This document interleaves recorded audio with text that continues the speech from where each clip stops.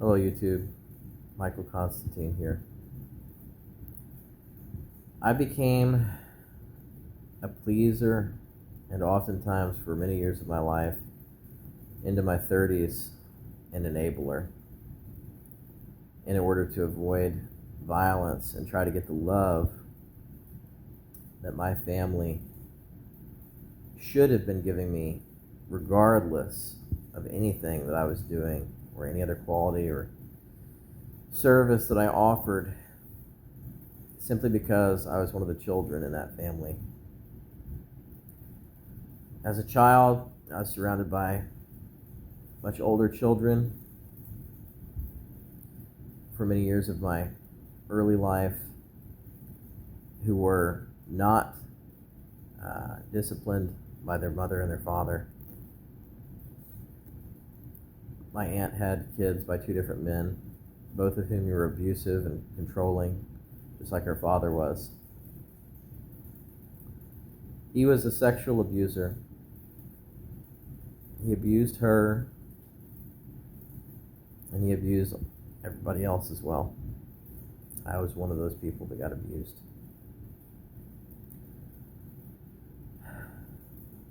When I spoke out, they tried to paint me as a person who was both lying and initiating the behaviors that were questioned about. Everybody that was involved turned on me, targeted me with reprisals and retaliation and false reporting as a child. And I was thrown out in the street from my grandparents' home where my mother lived as a single mom that was in a failed marriage on and off to my dad. They married and divorced twice. And he was a very kind and loving man, but he was also from, as you might imagine, a sexually abusive family. He had been abused by his mother and others. And what ended up happening was Dad ended up being hung up on my mom, and my mom was hung up on other men. She was always involved with at least 2 or 3 men simultaneously. And she had been abused as well by her father. There weren't any people in the family among his children, he had 4 children, or his grandchildren that lived with him who were not abused by him in that way. He's dead now, and my aunt drank herself to death and did drugs until she died in her early 50s. My uncle, her brother, is also dying from substance abuse right now. A few years ago, he was complaining about how he was urinating blood, and he cleaned out his mother's bank account and left her without any money for rent. And she was forced to go into a retirement facility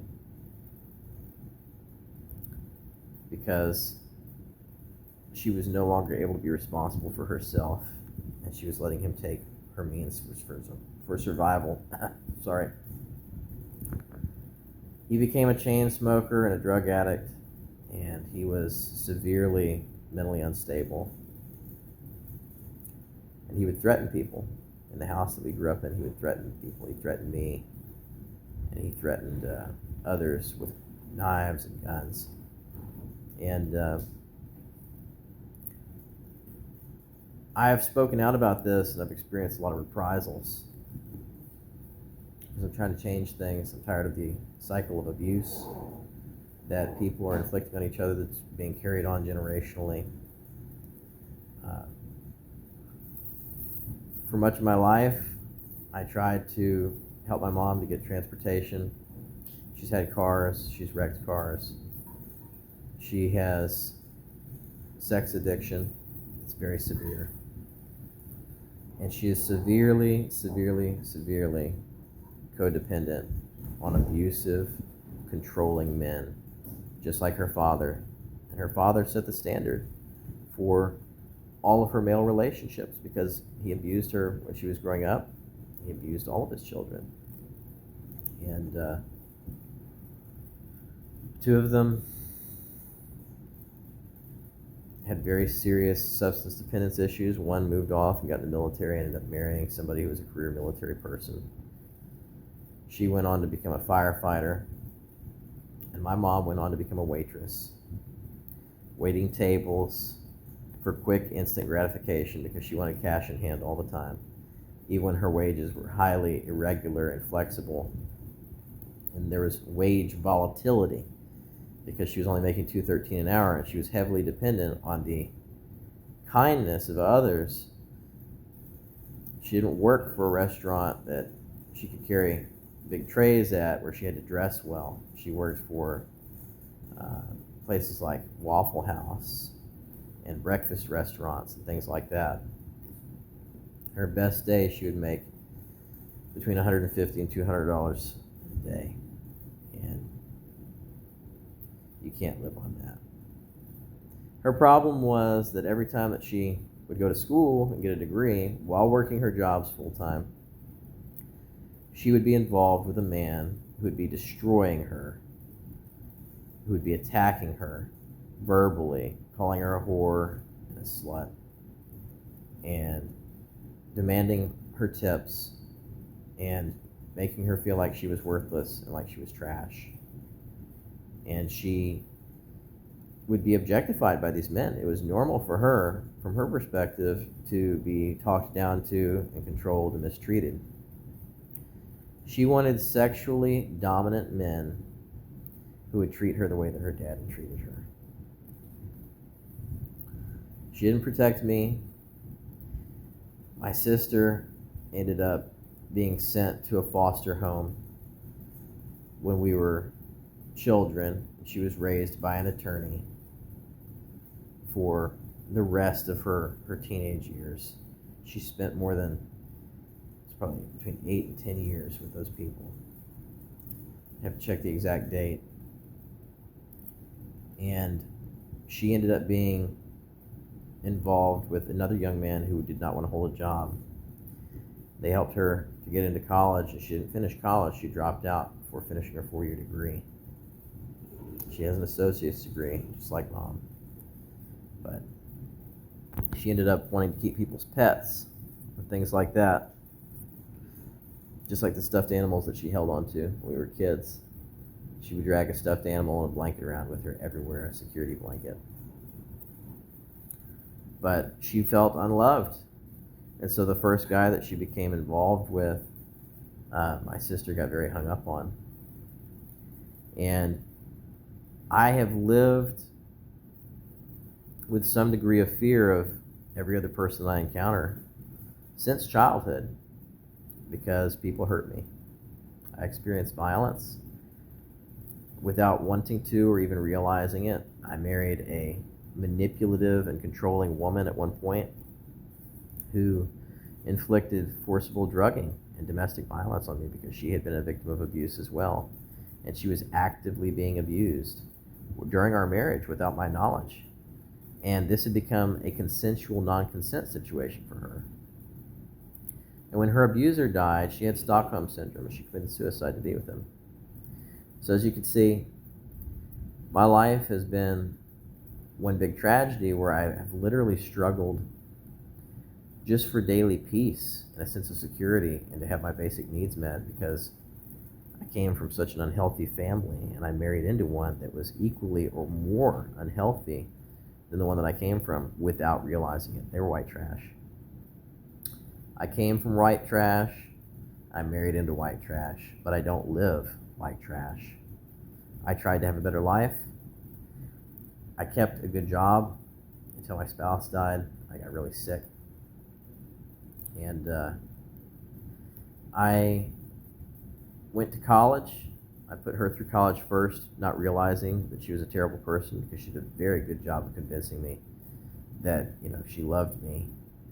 I got her on medication to try to control the symptoms of addiction that she had, not knowing that she was an addict. I thought that she was bipolar. And I put her through college twice. And then I was going to go back myself. We had just bought a house a year and a half, 16 months prior to her death on my birthday. And she overdosed on drugs. She had a drug problem I didn't even know about, a very severe addiction, substance dependency issue. And since that time, rather than finding support when I reached out for it, I found in the United States people that would want to try to take advantage for things that they perceived they could get. It's just a constant struggle. Everywhere that I go, I encounter people who ask me for help or for things that they need. I don't give it to them. I really try hard not to help other people at all, because if you even give just a small amount of help to anyone, they will try to use you and they'll try to take advantage of you. They don't reciprocate. People will offer, but in reality, they really don't want to give anything back. It's just a form of manipulation. Them saying, well, hey, I'm going to help you out with this thing that you need help with because you did this for me before. And it becomes a thing where you don't even want to connect with other people anymore, because everybody that you meet is somebody who wants to detract from your quality of life, who wants to take from you. Take is what I see from people. And I don't want to give anymore. I don't want to be an enabler. I don't want to give to these people. The only thing I can give that's really meaningful and valuable from my perspective is my wisdom, passing on my advice to other people. People who come from abusive families end up getting used and abused on a cyclical basis if they allow it. And I don't want to be that person. I have been in the past. I don't want to be that person in the future or even presently. And it's greatly troubling to me that I attract narcissistic people. I became a pleaser because I was a victim of child abuse and domestic violence and sexual abuse and sexual assault as an adult and domestic violence as an adult. And I was a pleaser at work. I was a pleaser in my marriage. I've been a pleaser to neighbors. And what ends up happening when you're a pleaser to these people, to these users and abusers, people who just take, they try to squeeze blood from a rock, because it's literally what you are as a survivor, is that they will bleed you dry if you allow it, and then they'll leave you broken and with nothing. And they just don't care. You tell them no, and then sometimes it escalates to the point where they get so hung up on getting your help that you have to call the police on them. You have to call 911 and report them for harassment. And then the police are like, well, we didn't see it, we didn't hear it, but we'll talk to them. And it escalates. Sometimes people just don't want to leave you alone, and you end up having to move, which has happened to me many times in my life. I've had shitty neighbors. I'll move into a nice place, a shitty neighbor will show up. Or somebody I work with, like I had a supervisor that was just nuts. The guy was crazy. And him and his wife got into it, and he tore up all their furniture, took a knife to the mattress, broke a bunch of mirrors and other things inside the apartment. He did a bunch of property damage. And then he wanted me to give him a ride over to her place. This is many years ago. And I said, look, I'm not taking you over to her house. I'll take you home. But I will not take you to her house. Because if I do, she's going to call the police on you and you're going to go to jail. This is going to happen. And people perceive my kindness in doing anything for them as a weakness And then they get angry when I draw a line and I form a firm boundary with them. I say, look, I'm not going to do anything else for you. I'm not doing it, because all I'm doing is enabling you to continue on this destructive track that you're on. You're an adult and you can do for yourself. Don't come to me and ask me for help as an adult. No adult, not one adult, should come to me and ask me for anything, because you would not give me the same help that you're asking me for.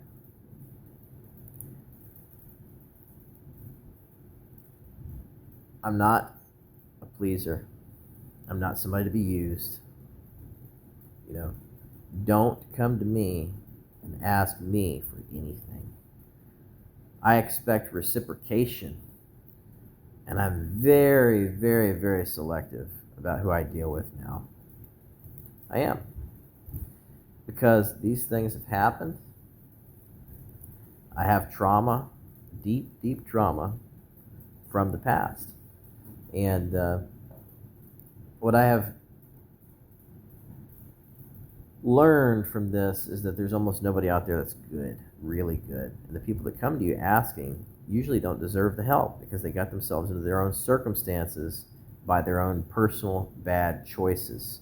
They made bad decisions, and it led them to the condition of need and dependence that they're in. They spent their time poorly. They were irresponsible people. They hurt people, maybe. And sometimes they have addiction. Sometimes they have codependency. But either way, they're not my responsibility or anybody else's. And that's why you have to draw a line. You have to have boundaries. That's what I'm establishing in my life with people. If somebody comes to ask for help, I'm going to tell them no. From now on, I'm telling them no. I've struggled a great deal with enablement, with enabling other people who didn't deserve my help, who just wanted to use me for resources. And I can't afford to do that anymore, because I have people that depend on me. I still have some decent family that I love, that depend on me. And I can't invest time and resources into somebody who is simply trying to get something for free. And that is what happens habitually to a lot of abuse survivors, is that they end up encountering toxic people that they perceive to be a threat to them. And in their pursuit of trying to form healthy relationships with people, they fail to differentiate, or they fail to draw firm boundaries. And the differentiation is telling who wants to have a healthy relationship with you versus who is incapable of having a healthy relationship with you. It's not always immediately evident between those two who it is you're dealing with. You have to observe people sometimes for a little bit and listen to how they talk and see, is this person going to give anything back to me? Are they going to help with anything that I need help with? Or are they only available when they need something? I'm going to tell you, the biggest indicator that I've seen is not simply a lack of reciprocity. It's if the person asks you for something and then gets it and immediately rushes off immediately and says, "Oh, I don't have time for this. I don't feel like fucking with this right now." Literally, those are their exact words. This is a situation I dealt with recently. That person is strictly using you. They're strictly using anybody that they can come into contact with. And the universe does not place people in your path with the same recurring issue over and over and over again unless it's trying to teach you something. And that is the lesson that I seek to convey here. Don't repeat the same patterns that get you into the same problems and the same situations time and time again. If somebody comes to you who's an adult asking for help, do not help them. Do not help them. Unless it's a matter of life and death, and even then you should be very careful who you help. Don't give people money. Don't give people free stuff, because all you're going to attract by giving people money and giving them free things is you're going to attract toxic, manipulative, narcissistic personality types that just want to use you for their own provision, whether it's basic provision or getting you to fix something that they're going to turn around and sell for money and then come back and ask you to do the same thing again. The universe or God, whatever you want to call it, tries to teach people lessons, and this is how that is done. You'll have a recurring experience over and over again with people. And you're going to have to learn, hey, I can't trust people who do this. I can't, invest in people who do this. I can't spend time on people who do this.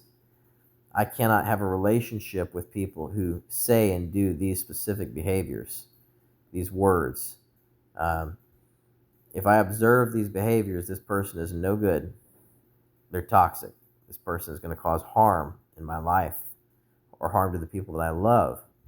I can't be around this person. I have to tell this person to get the hell out of here. Don't come back. Don't knock on my door. Don't ask me for anything.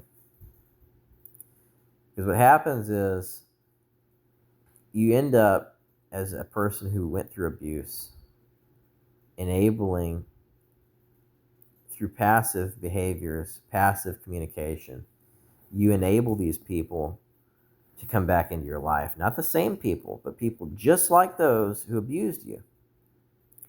When you're a pleaser, and you become a pleaser in order to avoid violence against you, assaults, verbal abuse, etc. You want to be treated good. You want people to be nice to you.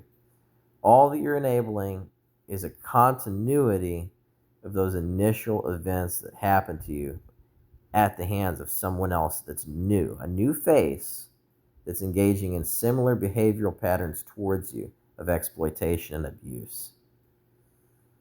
And that is what I have learned. I have the domestic violence scars. You can see them on my face. I'm telling you from experience, you can't bargain or negotiate with people who engage in any kind of verbal abuse, physical abuse, sexual abuse. These people are sick. It's almost like they got a demon on them or something. And I believe in God.